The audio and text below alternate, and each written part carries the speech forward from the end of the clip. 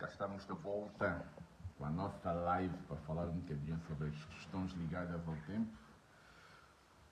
As questões ligadas ao tempo, à cultura do tempo, porque é que o tempo é cultural, é isso que nós vamos discutir aqui hoje. Eu espero que eu possa vos passar muita informação sobre essas questões, que são questões que de uma forma ou de outra preocupam-nos a todos. Como é que o tempo é cultural? Pois é. Então vamos entrar aqui na nossa live. Yep. Eu tenho um convidado, mano da banda, que vai estar comigo. Ele vai subir aí para estarmos aqui a acompanhar. Ele vai fazendo as perguntas, ele vai controlando a rolagem também, para poder ir orientando perguntas e por aí respostas também. E eu vou respondendo, aliás. Então vamos conversar porque é que o tempo é cultural. Olha só porque é que o tempo é cultural. Nós ficamos a perguntar sempre porquê que o tempo é cultural, porquê que o tempo é cultural, o que é o tempo propriamente, e são essas perguntas que nós vamos responder aqui. Quem foram os primeiros povos que conseguiram fazer a medição do tempo? Ok? E eu aconselho-vos a darem uma olhada no livro do Manu Yellen Keng, que fala sobre as questões ligadas à escrita, né? Ele fala quais são os povos que inventaram a escrita, como inventaram a escrita, e ele traz uma série de documentações sobre questões ligadas propriamente à presença da escrita em África, a escrita africana. Então nós vamos falar sobre isso. Estou com a ligação meio lenta, mas vamos falar sobre isso sim. Vamos conversar e estamos aqui. Vocês vão poder fazer perguntas, eu estou aqui para vos responder, para responder as vossas perguntas e para irmos falando, na verdade. Lau Freitas já está aqui dentro, Mano da banda também está aqui comigo e vamos sim conversar, vamos falar. Elisandro Ambrosio, já estamos no ar, Elisandro.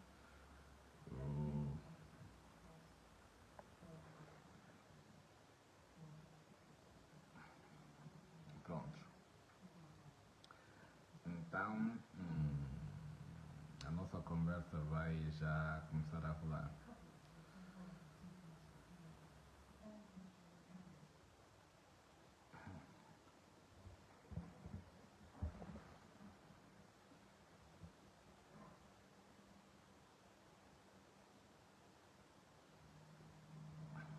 Deixa-me ver se consigo pôr aqui o nosso mano da banda aqui. Mano da banda.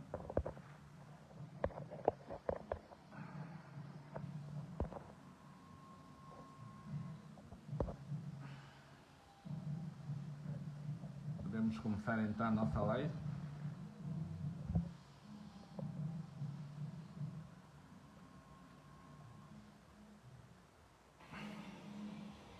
Is it a coincidence?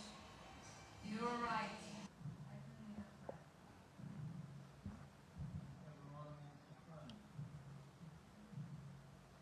I need to send a report of the progress I've made with launch. I need to work hard, as always. How do I know you're very this?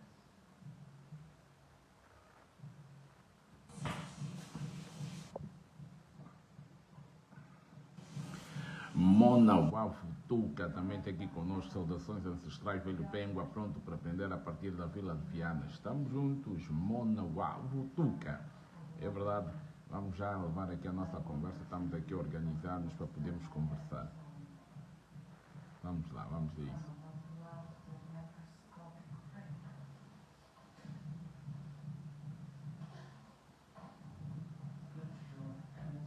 Look at the camera over my left shoulder.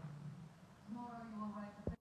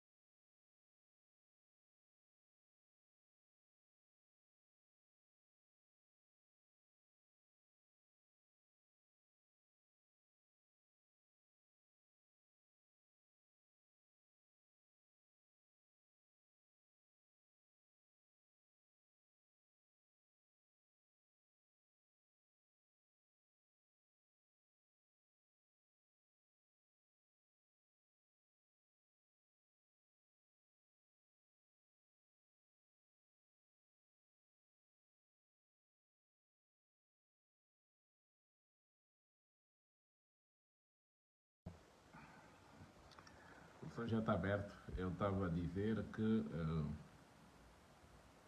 Afonso Pina, seja bem-vindo. Afonso Pina, que é esse nosso irmão, que é o CEO das excursões académicas, que é um projeto que tem tido um impacto significativo na forma como os académicos, os universitários vão começando a valorizar aquilo que são as potencialidades turísticas da Angola. Esse projeto já tem algum tempo, eu tive a oportunidade de ver esse projeto nascer, esse projeto crescer e se desenvolver como se tem desenvolvido, e é um projeto extremamente positivo, que impacta de forma positiva a comunidade académica e não só, ok? Portanto, é uma honra ter aqui o Afonso Pina também conosco. Guilherme de Carvalho também está aqui conosco, está aqui a ver. Então, eu estou à espera que o nosso irmão Mano da banda entre para nós podermos levar a nossa conversa para frente. Porque hoje nós vamos falar sobre o tempo. O que é o tempo? O que é o tempo? As pessoas têm uma ideia muito controversa sobre aquilo que é o tempo. E nós sabemos que os primeiros calendários, né, são originários de África. Os africanos aprenderam a questão da medição do tempo, inventaram praticamente o tempo, porque o tempo é basicamente uma invenção. Por que eu digo que o tempo é uma invenção? Porque foi necessário calcular-se e criar-se a perspectiva de controle do próprio tempo. Quando eu falo de controle, é monitoramento do próprio tempo. Foi preciso criar características próprias através de cálculos científicos, medições científicas, para poder determinar as horas, os minutos, os segundos e para termos uma perspectiva de tempo. Então, o tempo praticamente ele é abstrato, ele passa a existir dentro dessa perspectiva, através dos calendários, através da observação do próprio tempo. Em África, o tempo começou a ser um tema de discussão muito abrangente e começou a ser controlado por via daquilo que eram as épocas das colheitas, as grandes colheitas, as épocas do plantio e etc.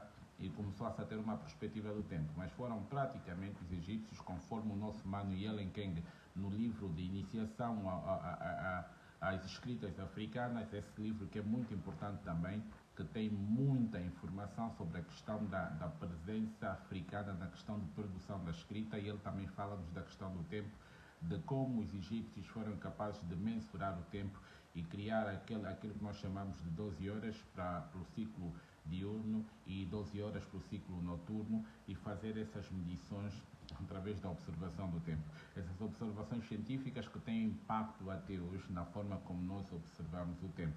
Mas, no entanto, eu costumo dizer que o tempo é cultural. Como é que o tempo é cultural? Como é que nós vamos entrar nessa conversa do tempo é cultural? E como é que nós, acima de tudo, podemos ter uma perspectiva de como o tempo é usado como uma ferramenta de opressão, principalmente dos povos que foram colonizados? Como é que isso é possível?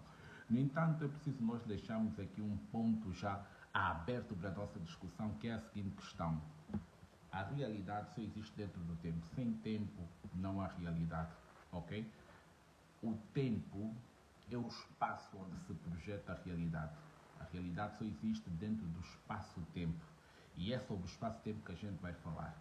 Mas, no entanto, quando a gente fala que o tempo é cultural, é porque o tempo ele é usado também para cronografar, fazer a cronografia, a cronologia temporal de um determinado povo, no qual o tempo se torna cultural através da assinalação de datas específicas que celebram a cultura de um povo, ok? O próprio tempo tem os seus pontos referenciais, que são datas que têm a função primordial de manter as memórias de um povo intactas e conectados à sua própria consciência, à sua própria história. Essa é uma das funções do tempo e essa é uma das funções das datas celebrativas.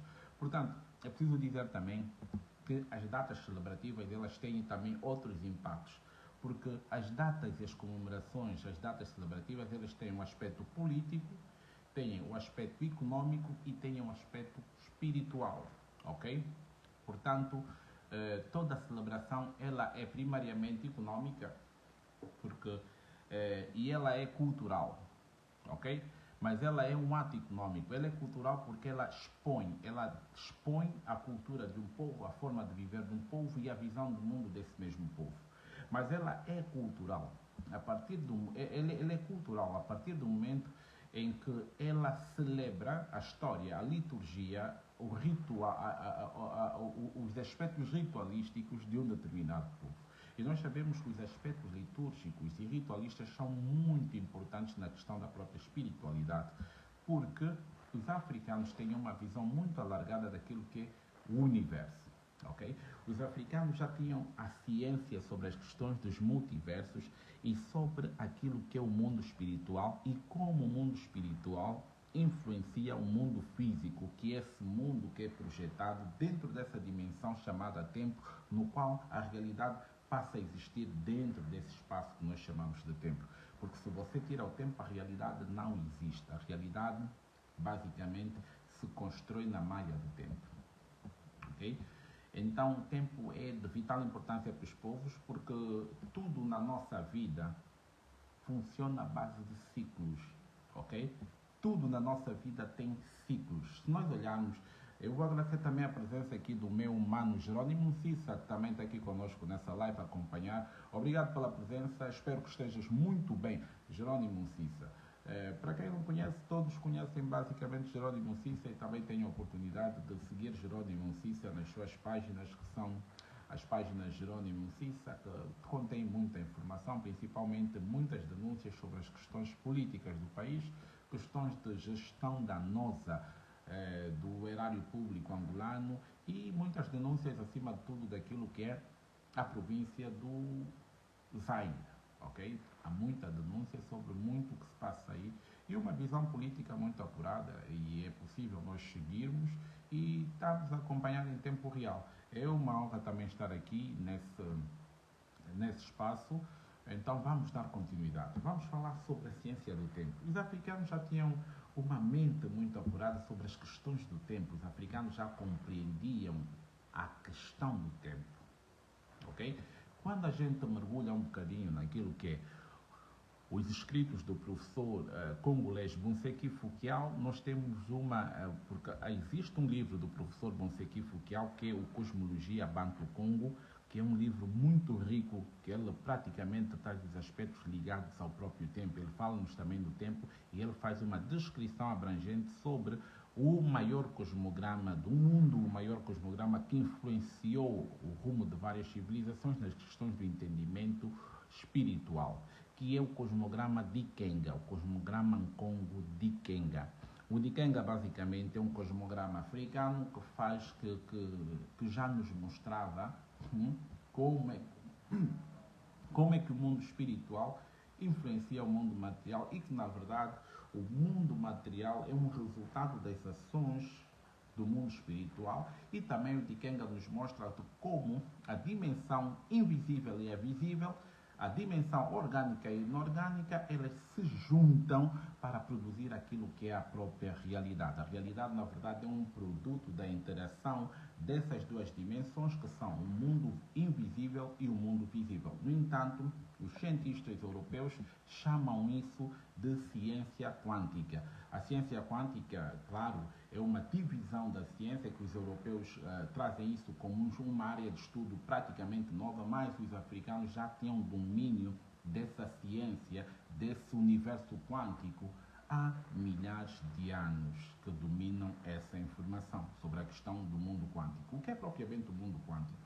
Na verdade, quando nós olhamos para o mundo físico e nós conseguimos usar a ciência convencional para medir os fenômenos que acontecem dentro do mundo físico, no entanto, a ciência convencional ela não consegue medir os impactos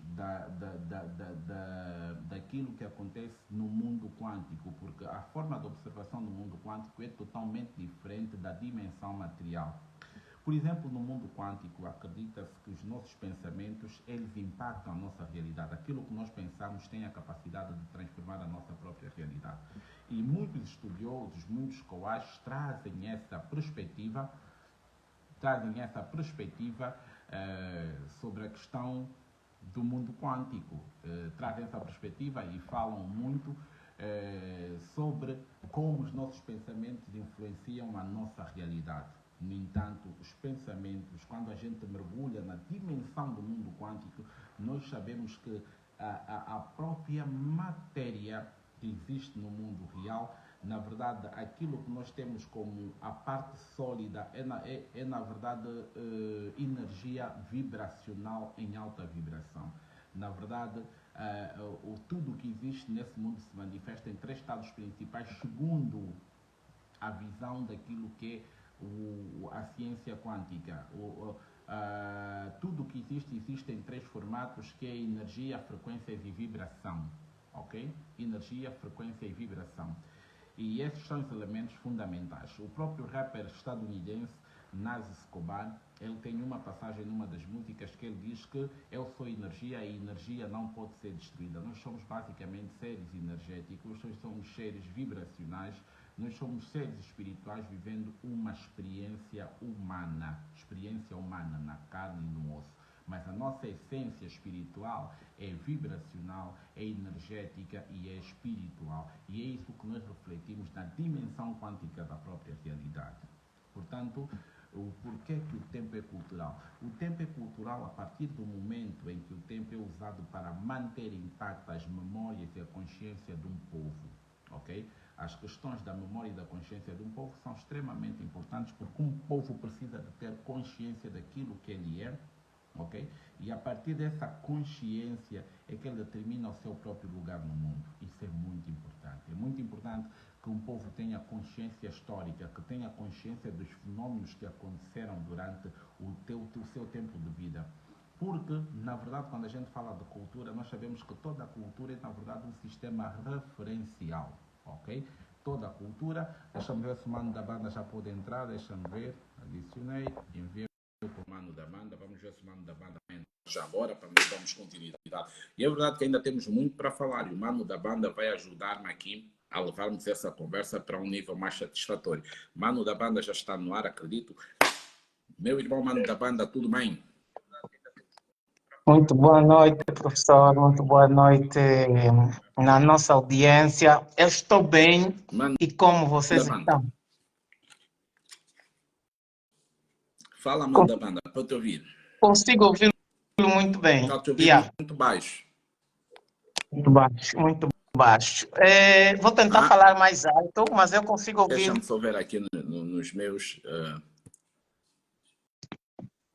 Um feedback aí do pessoal da live. Estão a me ouvir? Está tudo em ordem? Conseguem me ouvir bem, família?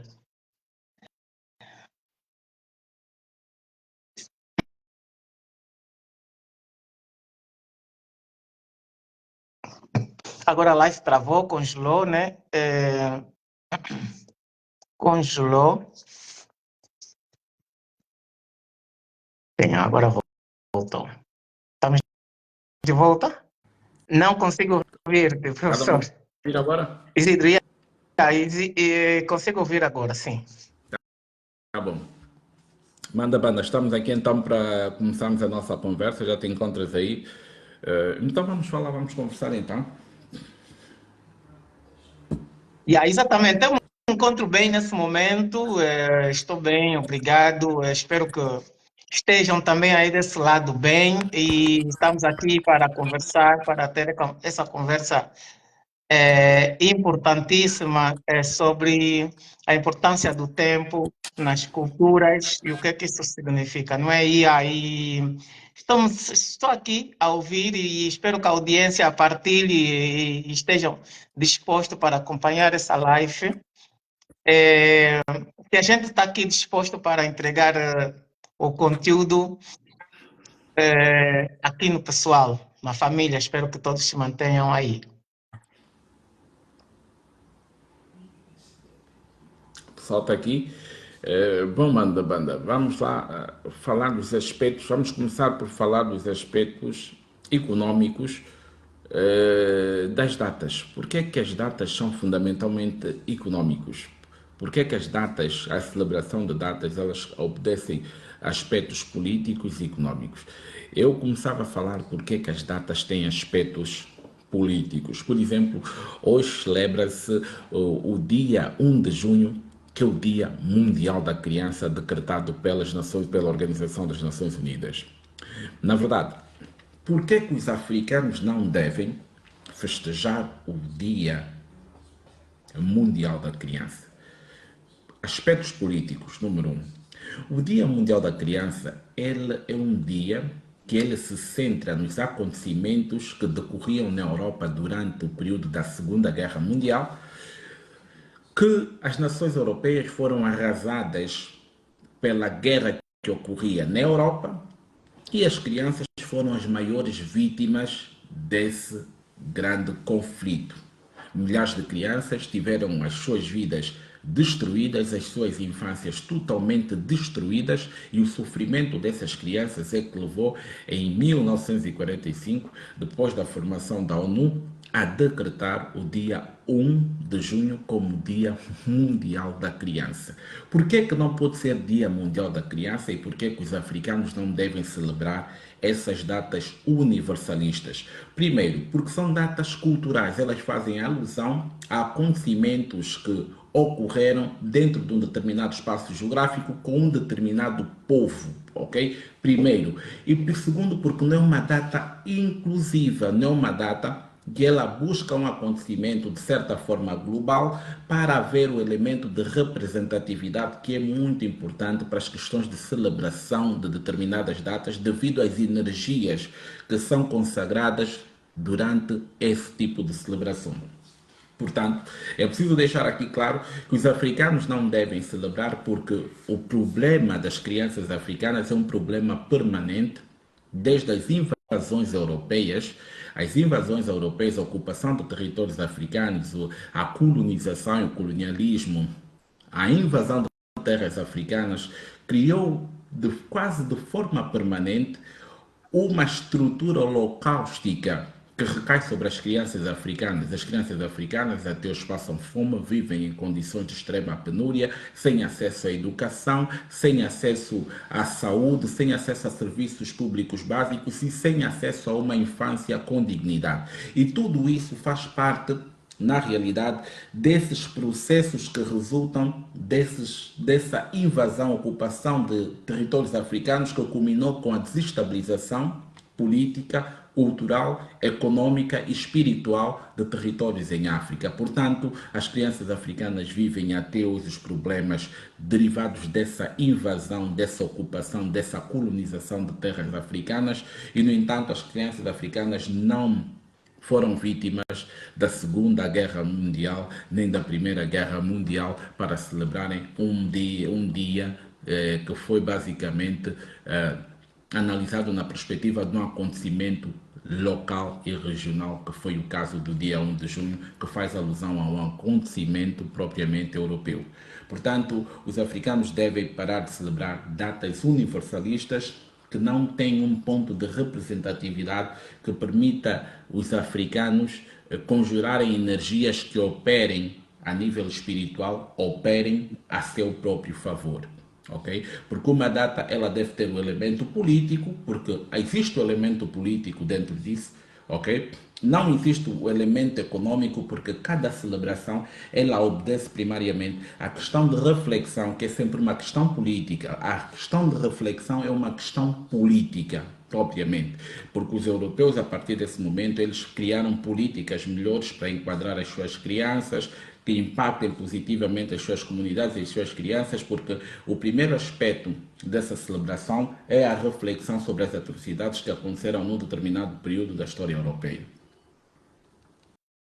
Ok? Pronto, sim. Entendendo essa introdução, esse contexto da importância do tempo, na perspectiva política e econômica. Não, essa perspectiva é a perspectiva política, porque é a perspectiva no qual a reflexão é o elemento prioritário para a criação de políticas, porque se baseia na questão de lembrarem desse período da história europeia para criarem políticas sustentáveis que lhes façam lembrar que as crianças europeias não precisam de passar novamente por este mesmo problema, por essa mesma complicação, por esse mesmo conflito que impactou negativamente as crianças europeias. Ok. dessa abordagem, encontramos dentro das datas a questão, né? Vamos tentar perceber se já estamos na hora de perceber isso, a questão das agendas, porque nós sabemos que as datas estão no calendário e o calendário nos dá espaço para criar agendas, né? Há alguma agenda, algum controlo do tempo na questão da perspectiva das celebrações, quanto aos objetivos das agendas na perspectiva ocidental para com a África? Olha, é o seguinte, primariamente é preciso deixar claro que toda celebração ela obedece a uma estrutura de poder. Toda celebração é poder de reflexão, é poder espiritual, por isso é que eu falei que existe a dimensão econômica, a dimensão política, a dimensão espiritual, ok? Portanto, deixo aqui claro que toda data, ela claro corresponde a uma agenda porque ela corresponde à afirmação de um determinado contexto a ser universalizado, a ser observado e refletido por todos os povos. Essa é a questão política, e a questão espiritual é que essas reflexões elas têm o poder de impactar as dimensões espirituais, e esse impacto acaba por alimentar as energias nesses dias, acabam por alimentar estruturas que são determinantes na manutenção do poder espiritual dos sistemas de opressão. Se tu tens um sistema da dimensão da supremacia branca, que ela te impõe uma data universal, significa que naquele dia de reflexão nós vamos estar a refletir e a produzir energias para perpetuar esse mesmo sistema. Ou seja, o sistema, ele sobrevive acima de toda qualquer concepção política ou econômica, ele sobrevive pela complexidade espiritual, ok? A complexidade espiritual é que determina assim, que tudo aquilo que nós fizemos aqui, emitimos energia, tudo aquilo que se nós entramos em reflexão, nós emitimos energias. E a pergunta é, essas energias o que é que vão alimentar nesse próprio contexto? Portanto, um sistema forte, ele sobrevive da coesão espiritual primariamente, porque é preciso que ele consagre as suas estruturas para que ela possa exercer autoridade sobre o mundo, ok? A autoridade que essas estruturas têm, que essas estruturas são transformadas em instituições, porque quando tu falas da criança, tu tens a questão da Unicef. A Unicef é uma instituição que nasce com esse paralelismo, ok? Ela surge para resguardar a questão das crianças no mundo, criando uma espécie de desenvolvimento baseado na agenda que o Ocidente tem no mundo, ok? O Ocidente tem uma agenda no mundo e essa agenda é ditada por via da Unicef, porque essa instituição ela existe basicamente para definir o desenvolvimento da criança a nível global, mas o desenvolvimento de uma criança tem que estar sempre atrelado a uma agenda política, a uma agenda econômica, ok? E a uma agenda cultural. Portanto, a meta dessa instituição é a culturalização das crianças africanas, é criar um padrão para as crianças a nível global, mas que esse padrão seja a base de sustentação da agenda mundialista, globalista que o Ocidente tem no mundo, ok? Porque nós aprendemos, por exemplo, que atualmente há uma introdução massiva, e isso é possível nós observarmos a nível do mundo, há uma introdução massiva das questões ligadas ao gênero dentro das escolas públicas, principalmente para crianças que já começam a ser expostas a questões ligadas à sexualidade, à transexualidade, ao LGBT, à homossexualidade e etc. Já existe isso, as crianças já começam a ser doutrinadas desde muito cedo e, no entanto, essa doutrinação parte de uma norma que foi estruturada pela própria Unicef, que tem como meta a criação de um padrão determinante para as crianças de todo o mundo. E esse padrão ele é determinante por quê? Porque, na verdade, ele começa a criar as bases para a estruturação de uma agenda mais alargada. ok? Porque o LGBT, todas essas instituições políticas, elas têm um espaço dentro desse contexto globalista da nova ordem mundial. Então, nesse caso, nesse contexto, podemos também compreender que as instituições criam as crianças consoante as suas agendas, porque colocam a partir das escolas e creches os ensinamentos estruturado aquilo que eles querem ou como querem que, que a visão do mundo dessa geração ou dessas crianças devem realmente ou deve realmente ser aquilo que as pessoas vão criar como mentalidade, não é? Pois é sobre isso que nós estávamos aqui a falar. E é preciso deixar claro que Por que é muito importante nós falarmos sobre isso? Porque os africanos perderam a consciência e perderam a noção que uma instituição dentro de um território africano, ela representa um interesse político, primariamente, do povo que a originou. E nós temos que entender que as instituições, elas em África, nós temos que ter ciência disso, que as instituições são uma emanação da cultura. A cultura produz as suas próprias necessidades. Cada cultura produz as suas próprias necessidades. E são as necessidades de um povo que criam as instituições para podermos organizar essas necessidades que os povos têm. Por exemplo, em África nós temos a questão da poligamia. A poligamia em África tem potencial para ser uma instituição. A poligamia em África tem potencial para ser uma instituição. Por exemplo, quando tu olhas para as nossas escolas de iniciação, nós temos a Mukanda, temos o Efiko, temos o Chikumbi, temos o Luan, nós temos uma série de preceitos que eram estudados nas escolas iniciáticas para a construção do ser africano dentro da sua comunidade, ok? Esses todos os sistemas de iniciação africanos, eles deviam ser instituições. A Mukanda devia ser uma instituição porque ela é responsável pela transformação do homem, o homem dentro da sua comunidade. Não é o homem é o homem dentro da sua comunidade. Qual é o seu papel, qual é a sua função, qual é a visão, a partilha da cosmovisão daquele povo, qual é a função, qual é o objetivo último do mundo no indivíduo. Ok? Para a criação da pessoa dentro da comunidade. A Mukanda devia ser uma instituição.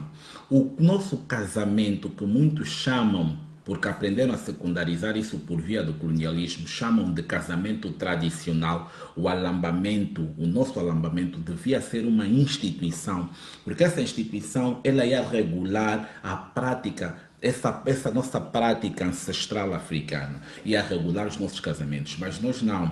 Nós falamos que é casamento tradicional porque fomos colonizados e casamos oficialmente dentro dos preceitos coloniais, dentro de uma igreja, dentro das condições cerimoniais e ritualísticas coloniais, ok? Dentro das circunstâncias coloniais, e chamamos que aquilo é o casamento oficial, porque aquele casamento é o único casamento que é oficializado e legalizado juridicamente pelo Estado. E o nosso Estado é uma estrutura colonial e colonizante porque não provém da experiência cultural do nosso povo, mas provém da experiência cultural colonial. Significa que o casamento oficial, que esse casamento que nós casamos nas circunstâncias coloniais, em que se jura amor para sempre, com a mão numa Bíblia ou com uma Bíblia, fala sobre aquilo, na verdade nós acabamos por consagrar o matrimônio, que é uma das dimensões mais importantes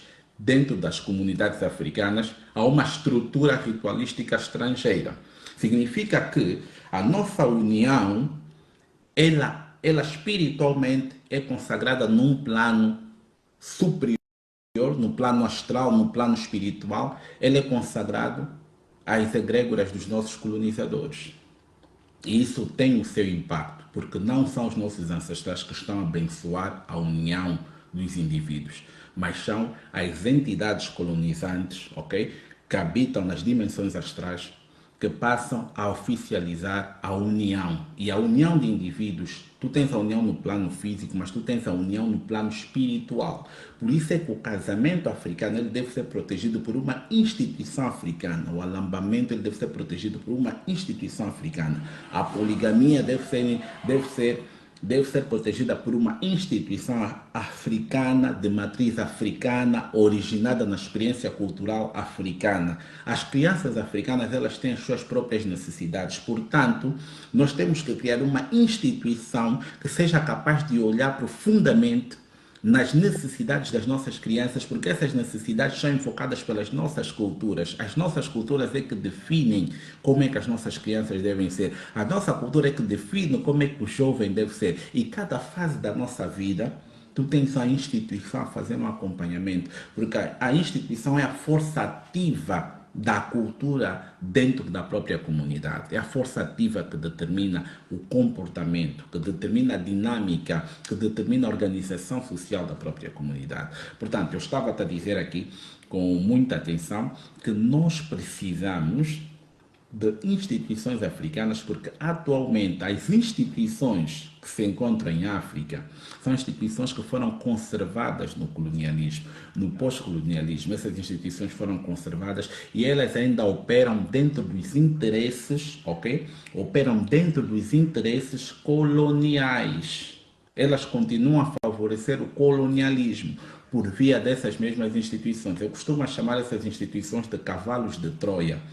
Porque quando a gente entra na analogia do Homero com relação à história, porque nós sabemos que Homero foi um poeta grego que escreveu sobre esse conflito que houve entre gregos e troianos. E ele fez uma analogia muito profunda. Mas atualmente, a questão do cavalo de Troia deve ser entendida de várias formas, metaforicamente, em termos de informática, por exemplo.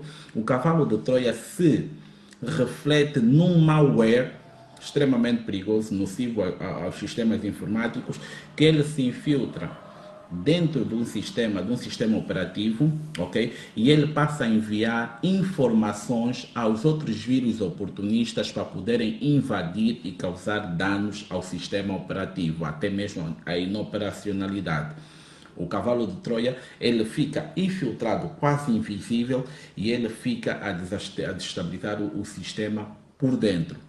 E é preciso deixar claro que esse conhecimento sobre o enfraquecimento interno para a decadência e destruição de um determinado império, de um determinado projeto, é algo que a sabedoria africana já fala sobre isso. Porque a sabedoria africana tem uma passagem que diz que nenhum grande reino foi destruído, foi obliterado sem ajuda de forças internas. Ou seja, é preciso que um povo esteja desorganizado, é preciso que haja traidores, e os traidores são frutos da desunião, para que um povo seja conquistado e seja destruído. Porque se vocês não estão coesos, quem está de fora facilmente vai nos engolir. E essa é a grande problemática dos países africanos até hoje. Okay? A presença da energia cultural colonial tem fabricado vários africanos que lutam contra os interesses africanos. E enquanto esses africanos estiverem no nosso meio, o colonizador do lado externo sempre terá os seus interesses salvaguardados. Por quê? Porque aqueles indivíduos que se encontram no nosso meio são agentes legítimos dos interesses, ok, do próprio colonizador. Okay? E nós temos um sistema de educação que cria esse tipo de indivíduos em massa. O nosso sistema de educação não cria os africanos para serem africanos, cria os africanos para serem estrangeiros em África, na forma de pensar, na forma de viver e na forma de compreender a África. É exatamente isso. Pessoal, vamos partilhar e colocar likes, continuem comentando. Vamos dar seguimento, é exatamente aí o ponto que o nosso professor Isidro deixa, é onde eu quis fazer a próxima questão, se me permite, sobre como criar, apesar dos ensinamentos escolares ou das instituições, que são as escolas, as universidades, como criar a afirmação cultural fora das instituições, ou como alternativa educacional, como criar uma identidade cultural na criança ou no homem africano. Eu, durante muito tempo, pensei que isso não era possível, mas eu renovei a minha forma de pensar a partir do momento em que eu compreendi que em África os problemas culturais e econômicos, os problemas políticos, eles simplesmente não são ultrapassados pelos africanos por falta de vontade política, ok? É por falta de vontade política que nós estamos na condição que nós nos encontramos. E por que é que eu penso dessa forma hoje em dia? Por uma questão muito simples, mano.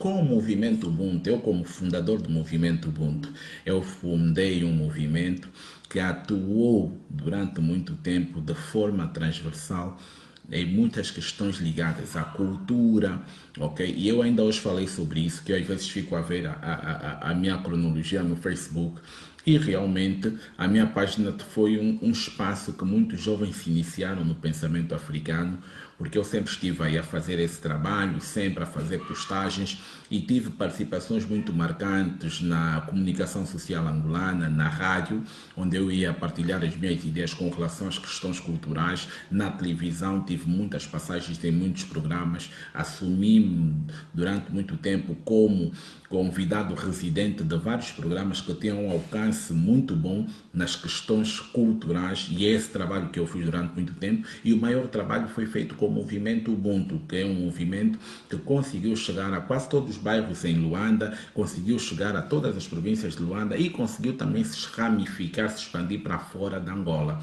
Caso de Moçambique, Santo Tomé e Príncipe, Cabo Verde, Moçambique, Guiné-Bissau. São espaços em que o movimento Ubuntu chegou, para não falar do Brasil, Portugal, para não falar dos Estados Unidos da América, Canadá, França, Reino Unido, que são espaços onde o movimento Ubuntu chegou, ok? E nós conseguimos fazer esse trabalho com as mínimas condições, mas com muita vontade, porque o elemento mais importante é a vontade. Nós fizemos esse trabalho com muita vontade e o movimento Ubuntu se tornou naquilo que ele se tornou. O movimento Ubuntu, em 4 anos, fez um trabalho tão bem feito que hoje existem vários jovens, ok, que começam a discutir a África. Hoje existem vários fóruns em que os angolanos já falam da África, já falam sobre cultura, já discutem as questões da influência das religiões coloniais, já começa a ter um debate mais ou menos voltado às questões ligadas à África. Isso foi um trabalho que foi conseguido por via do movimento Ubuntu, que tomou a vanguarda, e nós tivemos que assumir a coragem de caminhar por essa trilha, porque não foi fácil. Os boicotes normalmente não surgem de fora. Nós muitas vezes queremos falar, o branco não sei o que está fazendo. Não, é o próprio africano que luta para destruir aquilo que a gente está a criar, porque ele tem medo do desconhecido. Uma coisa que nós temos que entender é que o sistema colonial, o sistema acadêmico, fez com que os africanos se tornassem pessoas com medo basicamente de assumir responsabilidades. Eu acho que nós tivemos essa conversa ainda ontem, mano, da banda, falamos durante quase 1 hora, e nós falamos sobre isso.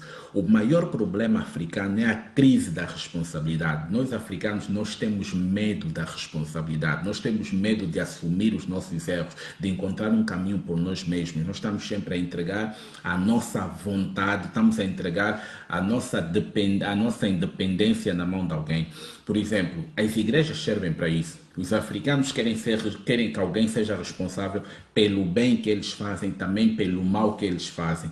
Porque se acontece alguma coisa na vida do africano, ele vai logo culpar o diabo se ele for religioso. Se acontece alguma coisa de bom, ele vai agradecer a Deus. Quer dizer, o próprio africano em si, ele não tem poder sobre a sua vida, sobre o seu destino, por causa da crise da responsabilidade que tornou os africanos totalmente irresponsáveis e com medo de serem os responsáveis legítimos pelo seu próprio futuro. Então, isso é muito perigoso. A crise da responsabilidade é um dos maiores problemas que nós vivemos. Essa crise da responsabilidade é que permite que não se crie líderes, mas que continue a se criar legiões e legiões de seguidores, mas seguidores inconscientes, porque existem os seguidores conscientes e existem os inconscientes. Por exemplo, toda a gente pensa que Jesus é o Pai grande de todas as nações, porque Ele é que faz tudo acontecer. E nós sabemos que nos sistemas de pensamento filosóficos africanos, a responsabilidade pelo nosso destino é nossa. O sistema filosófico IFA é maravilhoso, esse sistema, porque ele nos responsabiliza pelas nossas escolhas, pelas nossas decisões e pelas nossas ações. Dentro do sistema do pensamento científico espiritual IFA, essa filosofia africana, não existe a questão do perdão, ok? Não existe a questão do perdão, existe a questão de mudança de comportamento, mudança de abordagem com relação ao erro cometido. E isso é que se entende como real perdão. É quando tu mudas, quando você reconhece o erro, você é responsável pelo erro e você é o único responsável pela tua mudança. A palavra do homem que diz eu te perdoo não tem maior impacto do que as ações de um homem que ele muda com relação a algo que ele fez que foi relativamente errado e que infligiu sofrimento a outra pessoa. É assim que os africanos deviam pensar, mas infelizmente os africanos, eles estão colados muito nas questões religiosas porque têm medo de assumir as suas responsabilidades com relação à sua própria existência. Os africanos, quando não confiam nos políticos, confiam nas igrejas, porque o africano não se reconhece como parte de um ser supremo, a manifestação de um ser supremo, e que ele praticamente é um instrumento, é a ferramenta de realização da sua ancestralidade e de África. É preciso nós assumirmos a responsabilidade sobre os nossos atos e dizer que só teremos uma sociedade realmente desenvolvida quando a nossa cultura for o centro de toda ação política, econômica e social. Porque uma cultura é uma fonte, nós temos que entender, ouçam bem com atenção isso que o Isidro vai falar aqui, uma cultura é uma fonte de possibilidades econômicas quase inesgotável. Uma cultura é uma fonte de possibilidades econômicas. Por que é que nós temos economias fracas? Porque temos culturas fracas, porque nós não praticamos a nossa cultura. Uma cultura morre quando ela não está a ser praticada.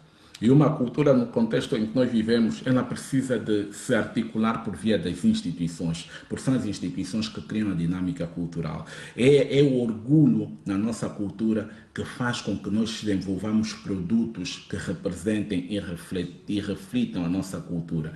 E outro ponto que é interessante é que toda cultura é um sistema referencial. Isso as pessoas também não discutem. Também as pessoas não discutem isso e não falam sobre isso. Toda cultura é um sistema referencial. Qual é a referência dos africanos? Quando tu olhas para um africano, qual é a tua referência? Jesus Cristo. Por quê? Porque Jesus Cristo é uma ideia cultural também.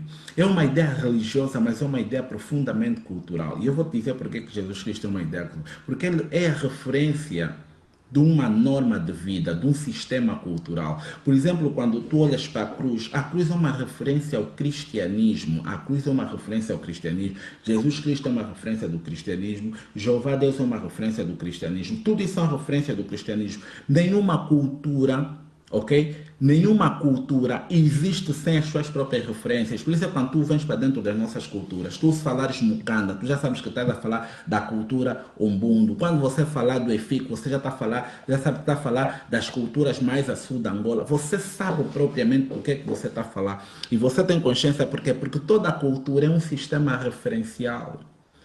E os povos que usam os símbolos comprimem essa ideia da referência. Quando você vê um indivíduo com um terço, você já sabe que esse indivíduo, ok, é religioso, é cristão, mas ele pertence a uma estrutura cultural ocidental, porque a cruz faz simbologia ao sistema cultural ocidental.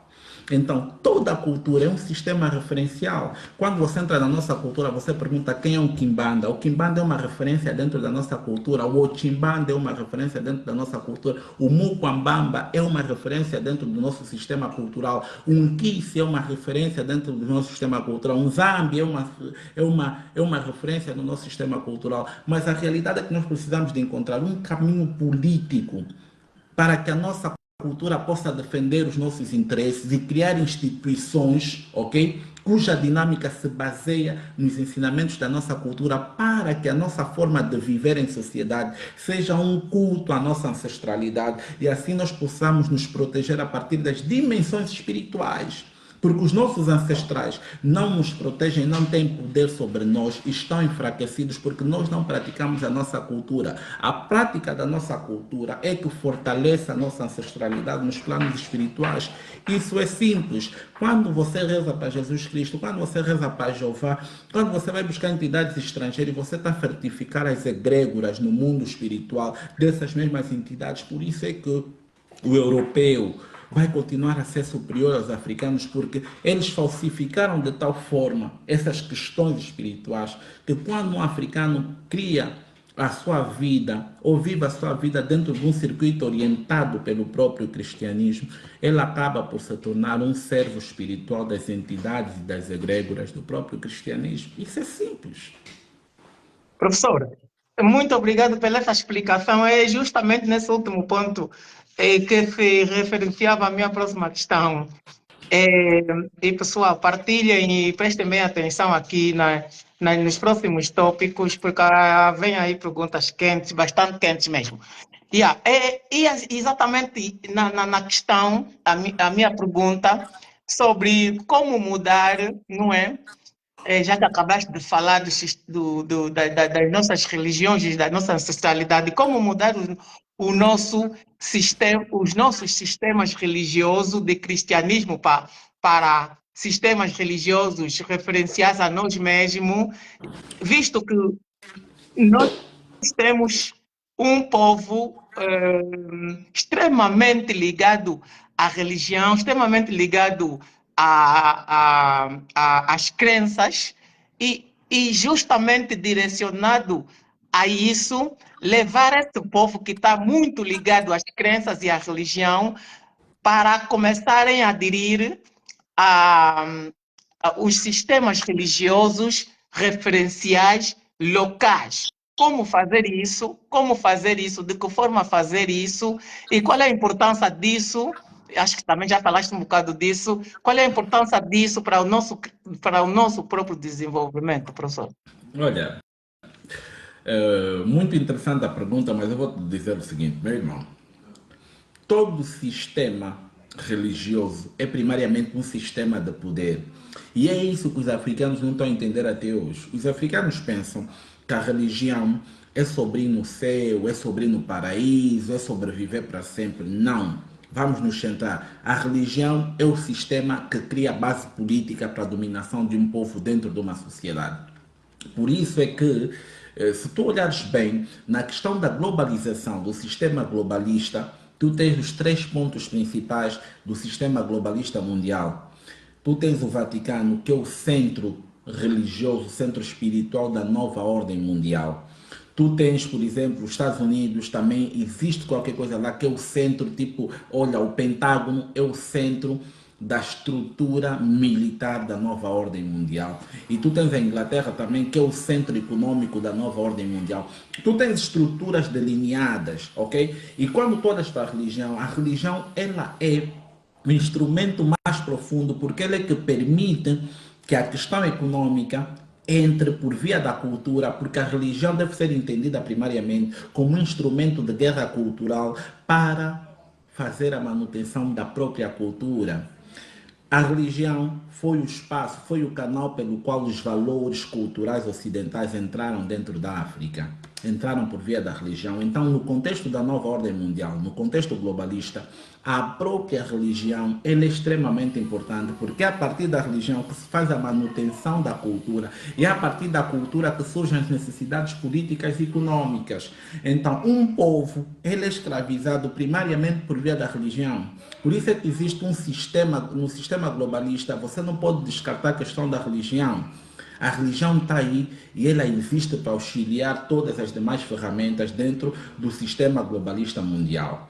Ok? Quando tu olhas para o cristianismo, tu sabes que se os africanos forem cristãos, eles vão ter que adotar a cultura ocidental como padrão de vida. E quando um povo adota uma cultura externa à sua, ela cria possibilidades econômicas para um determinado povo, porque o povo que é o detentor dessa determinada cultura, ok? Ele automaticamente é o maior produtor das necessidades da sua própria cultura e automaticamente ele passa a vender produtos e serviços para os povos que adotaram também a sua cultura. E esse é o problema que nós não estamos a ver com relação à economia. Nós temos economias fracas em África porque nós temos culturas fracas em África. A partir do momento em que você valoriza a tua cultura, você começa a fortalecer a tua própria economia porque você passa a compreender, ok?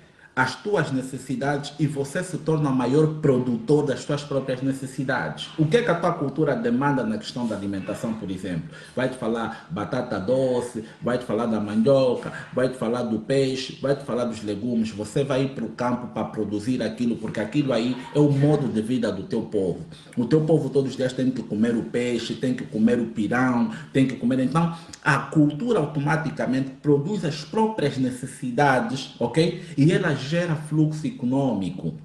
Se a tua cultura for fraca, você não vai produzir, porque a cultura tem várias dimensões. Tu tens a dimensão gastronômica, tens a dimensão da imagética, que é aquilo que você veste, ok? Tens a dimensão, ok, da naturopatia, que tem a ver com os medicamentos que você produz para identificar as doenças que existem no teu ecossistema social.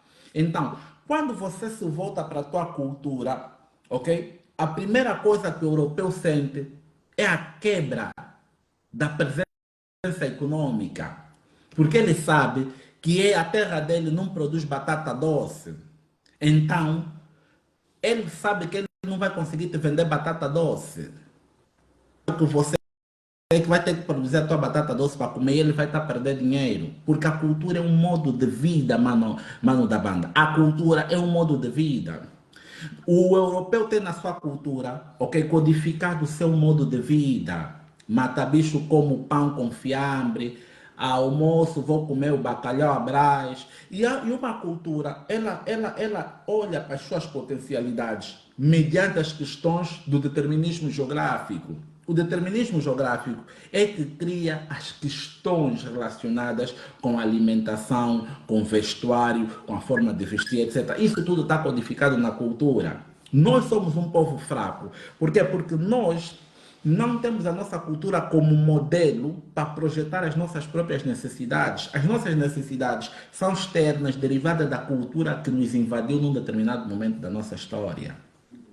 A forma como nós vestimos, por exemplo, o europeu nos vende roupas, da forma como nós nos tratamos com essa medicina alopática, o europeu nos vende medicamentos. A nossa política tem mais a ver com o europeu, porque no fim do dia a nossa política facilita os interesses europeus, porque os nossos políticos vão estudar política na Europa. A maior parte dos nossos políticos se formou na Europa e outros se formam nas universidades que se encontram em África, mas são profundamente influenciadas pelo pensamento acadêmico europeu. Significa que as pessoas que estão a ser formadas aí, elas estão a ser formadas para defender os interesses europeus em primeira instância. O político, ok? O político se forma na Europa. Quando ele volta em África, vai voltar para defender os interesses da Europa. É isso que nós não estamos a entender. Como é que você vais governar a África a estudar fora? Você vai governar a África como você não compreende as sensibilidades africanas, você não compreende a cultura africana. Como resultado, você vai implementar aqui em África um modelo baseado na visão cultural europeia. E esse é o problema do atraso africano. O problema do atraso africano é basicamente esse. Porque toda a cultura invoca as suas próprias necessidades. A necessidade que você tem hoje de comer pão com fiambre, ela só existe porque você foi colonizado. Se você não tivesse sido colonizado, você ia pegar o tofufo, com a tua batata doce, com o leite azedo, e eu tenho um pequeno almoço, é a tua primeira refeição, porque aquilo é o quê? Aquilo é o que existe dentro do teu espaço geográfico, e aquilo é o que a tua terra te dá abundância. Normalmente uma cultura, a gastronomia, a forma de vestir, a imagem, etc., eles estão associados com as condições daquilo que o clima geográfico, ok, é capaz de produzir. Entende? Por isso é que o europeu é mais rico que nós. Por quê? Porque o europeu nos vende aquilo que a cultura dele nos mostra como modo de vida. Você pessoas precisam de sapato Miguel Vieira, sapato quadrado. Por que você precisa?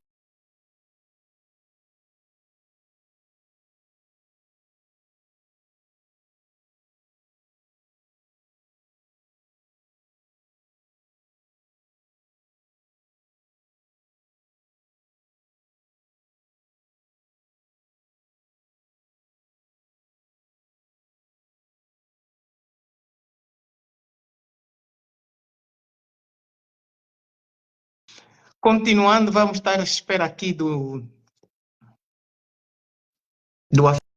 anfitrião, professor Isidro Fortunato, e ainda há questões aqui a se desmistificar. Bastante questões, bastante aqui a se desmistificar. Volta ou não,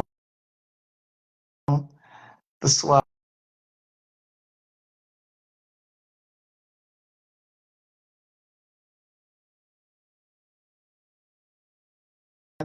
Vindo desse lado aí. Ok. Congelou e voltou. Estamos de volta. Consegue me ouvir, professor?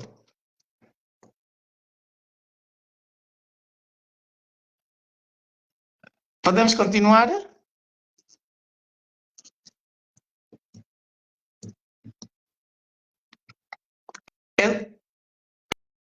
Eu deixei de ouvir, o som do professor Isidro aí está desligado.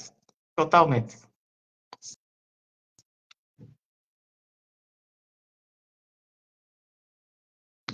Continua desligado. Continua desligado.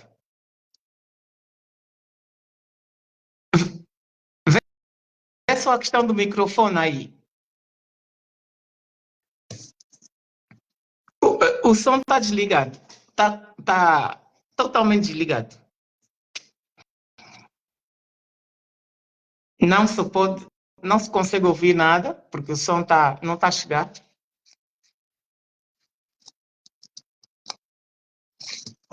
Ok. Vai desligar, vamos voltar